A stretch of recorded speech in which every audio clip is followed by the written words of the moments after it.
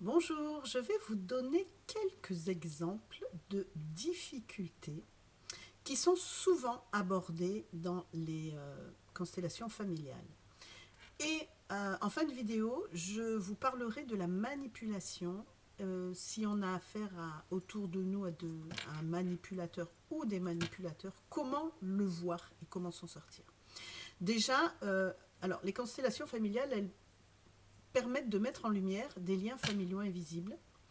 Elles aident à prendre du recul sur une situation et elles favorisent une compréhension émotionnelle de certains schémas répétitifs. Alors quelques exemples. Par exemple, si vous avez des problèmes familiaux comme des conflits par enfant, des sentiments de ne pas avoir sa place, des loyautés familiales lourdes, eh bien, une approche, c'est reconnaître chacun à sa place symboliquement.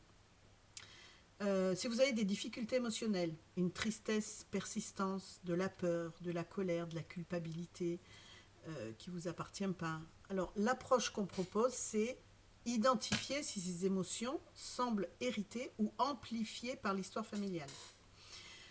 Des schémas qui se répètent, par exemple, toujours les mêmes disputes, des échecs similaires dans les relations, des sentiments de blocage. L'approche que l'on propose, c'est observer les répétitions et leur donner du sens. Si vous avez des problèmes à l'école, l'orientation, manque de confiance, eh bien, la pression familiale sur la réussite, peur d'échouer ou de réussir, l'approche que l'on propose, c'est distinguer ses propres attentes de celles de la famille. En résumé, les constellations familiales peuvent être vues comme un outil de réflexion symbolique, une façon de raconter autrement son histoire. Ce n'est pas une solution universelle.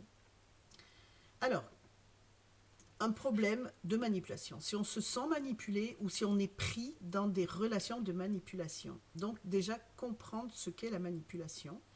Donc la manipulation, c'est quand quelqu'un te fait culpabiliser, te fait douter de ce que tu ressens, te pousse à dire oui alors que tu veux dire non, et il utilise la peur, le silence, la colère ou la gentillesse pour te contrôler.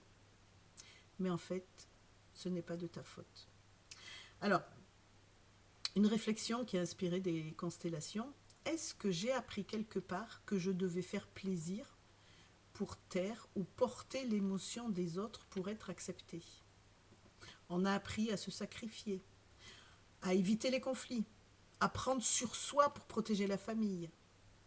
Cela peut rendre plus vulnérable à la manipulation, même sans s'en rendre compte, parce qu'on est habitué à vivre comme ça en fait, depuis tout petit. Remettre chacun à sa place symboliquement, c'est une idée souvent utilisée et de se dire intérieurement ce que je ressens t'appartient, ce que tu ressens t'appartient, ce que je ressens m'appartient, et je n'ai pas apporté ce qui n'est pas à moi. Ce n'est pas contre l'autre, c'est pour se protéger. Une solution concrète qui est simple à appliquer, c'est prendre du temps avant de répondre.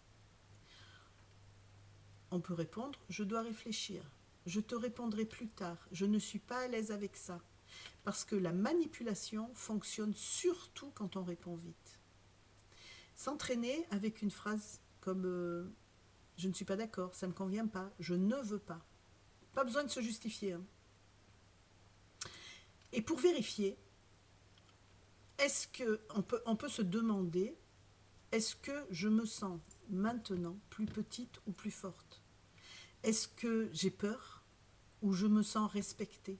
Et ton ressenti est un indicateur précieux. En résumé, ici, le principe n'est pas de changer l'autre, mais c'est de reprendre sa place. C'est de poser des simples limites. Comprendre ce que tu portes qui n'est pas à toi. Si vous souhaitez plus de renseignements, vous pouvez me contacter. Je fais des constellations familiales systémiques, individuelles ou en groupe. Voilà, ce sera avec plaisir. Je vous souhaite une très belle journée. À bientôt.